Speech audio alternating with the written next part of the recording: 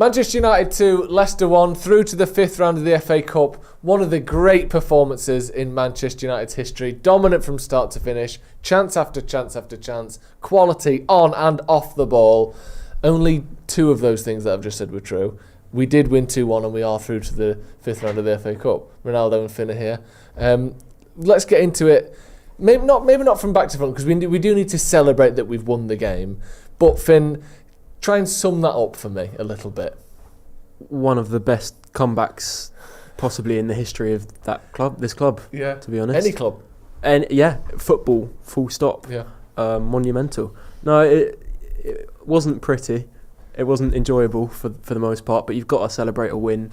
You've got to take it for what it is. We're moving on to the next round, and you have to look past the performance a little bit because it was poor. I don't think anyone's going to be disillusioned to the fact that it was a horrific performance for the most part.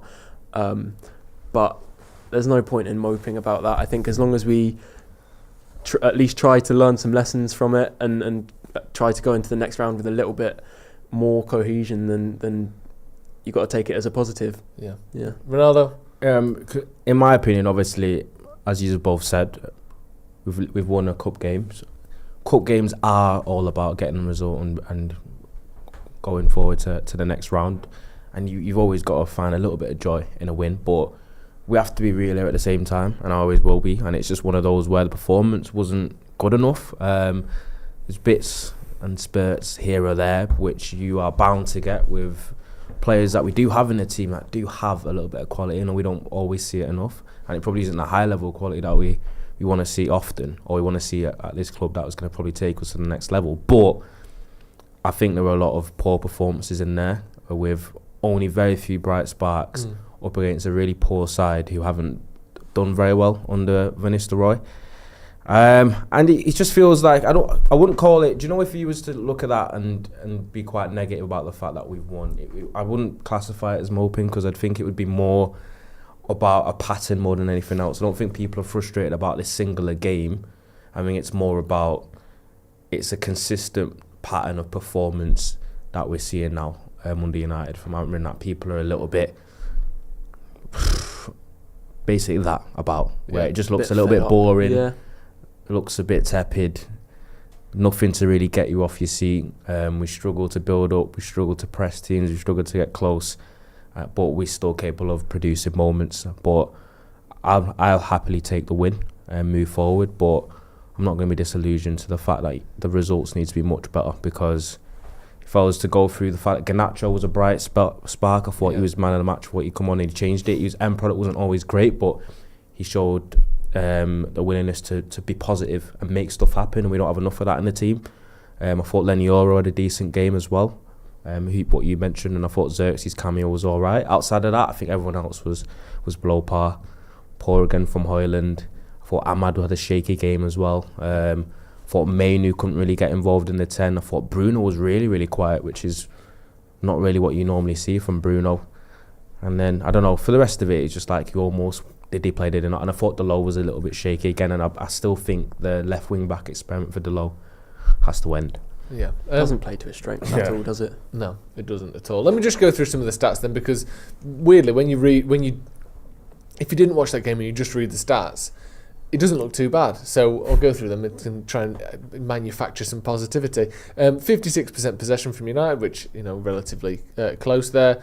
13 shots to Leicester's 6, 4 shots on target to Leicester's 3, 4 big chances for United as well, which, different people have different meanings on what a big chance is, but basically a chance that goes in a decent proportion of the time. United had, like I said, more shots, more expected goals, more passes, pretty much more of everything. 1 more tackles, more interceptions. Anything you can imagine, United did lead in the numbers. One positive, I guess, would be Leicester didn't have too many chances. I know that I'm literally finding that in a sea of kind of, basically both teams being completely boring and impotent, but only 3 shots on target. They had their 1 big chance for the goal. Outside of that, I can't really think of any other big chances they had at all, which I guess you could look at as a positive. If you're playing as a defender and your job is to stop them creating those big chances, we did that relatively effectively. But like you said, Ronny, so much of the game was just a team that looked like they didn't know what to do. on the ball, off the ball, especially on the ball. Whenever, we'd have the ball at the back and pass it across the pitch, and then you try and push up across the halfway line, and all of a sudden no one's got any space, and no one knows how to find space or how to find the next pass. They don't know where the teammates are going to be. They don't know how to go past a man or to cut back inside or use both. Like, it's some real basic stuff that they were having problems with, and it is a worry. You can't have a team that in every position looks like they don't really know what they're doing. And it's not just even recently, and you said this is becoming a pattern under Amorim, but this has been a pattern for, large portions of the last 7 or 8 years. You have a team that looks like if there was no coach playing and you just got these 11 blokes down the park playing against Leicester, they'd have a bit more freedom, a bit more fun and flair and idea of how to play with each other than this. It's like they're being coached into fear and into timidity, like they don't know what to do, rather than the knowledge of the coach kind of easing that. It's almost exacerbating the fact that they don't know what to do, and it keeps happening under different managers, and I'm not sure why that is. I don't know whether it's the pressure of Old Trafford and Man United, whether it's the players aren't intelligent enough, whether they're just not good enough. I'm not sure why, but the more they get told and the more they get taught, the less coached they look over a consistent number of years. I can't get my head around it. It's quite bizarre, really. What do you make of that? The lack of just seemingly knowing what to do on the ball at all times. Well, it's like you say. It's like the more you try to give them instruction, the less it looks like they have instruction, because maybe a lot of the members of this squad aren't cut out to receive tactical instructions very well and kind of adapt to what's being demanded of them. Yeah. But it does seem a little bit too systematic and too kind of broad across the whole squad to be just that. There's got to be something else going on there, and I couldn't tell you what it is. I guess it could be just a wider environmental problem that's been bedding in for years now, and that's something that obviously needs to change as a culture shift. Yeah. To the point where we need to be the team that's on the front foot from the start, and you want to know how we're going to play. Yeah. All the great teams of the last 10 years, you know exactly how they're going to set out to play, no matter the opposition, because you need to be the team that dictates how the game goes and what both sides look like. And it's been so long that you can say that about a United team, and it remains the case under Ruben Amorim, that regardless of what he's trying to deploy tactically, you have no idea what you're going to get. And yeah, the players just look clueless.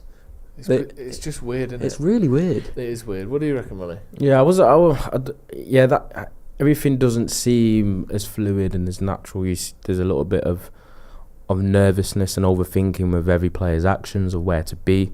It looks quite rigid. There's no fluidity there as well. I said earlier on, I think Amorim does have this kind of penchant for the wrong-footed wing-backs, but also all I think it does is when they receive the ball, is their body position and the angle just kind of favours them cutting off too much of the pitch, and having to go inside or go backwards. I think we're just too easy to play against for me, and I don't know. I think it's about 4 or 5 games in a row now I've tuned into a United game and I've just been uninspired by it, and that is just not what Manchester United is. I don't think we have the best personnel, maybe true, but I feel like there's other parts of it that do fall on the feet of probably some tweaks that can be made of putting players in different positions, because I think we still have 1 or 2 players that don't look comfortable with where they're playing. Yeah. And I think a huge part of managing as well, which isn't always on the manager himself, sometimes it's to do with how receptive your group of players are. It's getting the players to buy into the idea and to go on the pitch and be confident in what they're doing and what they're being asked to do. And when that happens, you'll probably see a better performance. But I just think there's a little bit of edginess still with the players. Yeah. And even physically, man, I said it, I think we're always a second late to every loose ball, a second late to press, a second late to engage. And against better teams than Leicester, we're going to get punished. It's like that until we go behind, which is the most annoying thing. Yeah. Because suddenly we go behind and we're able to keep up physically and engage and win those duels and get on the end of second balls. It feels like a motivation thing or a mental thing, doesn't it? Because I don't believe that United just happen to have man for man the least energetic, least hard-working squad in the league, or whoever we play against. Like, I appreciate that in certain areas there is a clear lack of athleticism or whatever, but athleticism and being able to get close to your man and work hard isn't just a natural gift. There are people and players who aren't necessarily the most athletic from a how high, how fast, how strong perspective, who can still do those things. You raise to the level of you can do, definitely. It is a shame that we have to have another performance where, you know, it looks like we're slower and weaker and more scared and less, you know, tactically adept than everyone we play against. Amram's had a few quotes after the game speaking about, obviously, the performance. He said, "We had to believe until the end of the performance. We have to do better. We had no energy in the beginning. Second half, we played better and changed things around." That no energy in the first half of games, I said it during the first half. I think United have scored, forgive me if I'm wrong, but in the ballpark of sort of 6 or 7 goals in the first half of games all season. Or, you know, a very few number compared to other teams in the Premier League. We're so bad in the first half of games, and by the end of it, I think at the end of the first half, United had 2 shots, none on target. In the end, it's 13 shots, 4 on target. So we clearly had 11 shots in the second half, and if you double that over both halves and do the same thing, we might have got 3 or 4 goals. But it's consistent that the first half is just flat, lifeless, dead, waiting for the opposition to kind of spark us into life. He also said, Amarin, it's a good result, but not a good performance.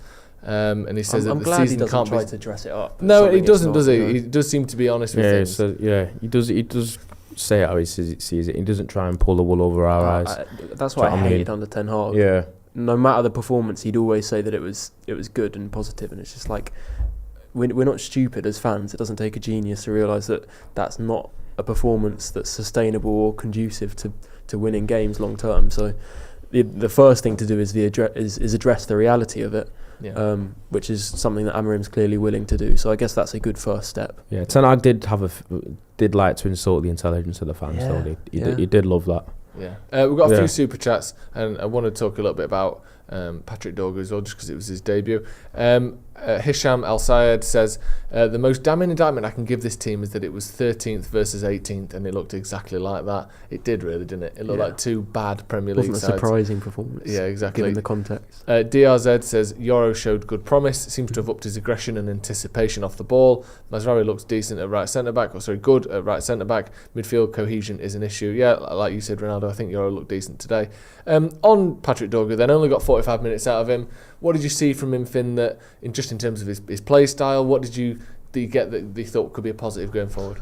I think what really stood out to me in terms of what I wasn't too familiar with, in terms of what I already know about him, was how willing he was to go on the outside and use his weaker foot. Because I think one of the big alarm bells with Amarim playing him on the right instead of the left was that you're not going to get that natural-footed ability to go on the outside and combine with the number 10. But he showed that, you know, if it's required of him, he's perfectly happy to take it on his right. And, you know, like I think you said, he probably used his right foot more times in that half than Anthony did the entire time he was at United. Yeah. So I thought that was really valuable. He looked tenacious, energetic. He wanted to get stuck into the tackles.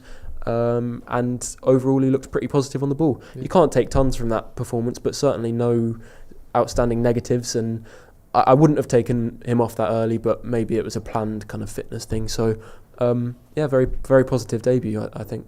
What did you make of him, Ronny? I thought Dorgu I don't think he looked all right. I think he was quite positive. You could see that he was nervous.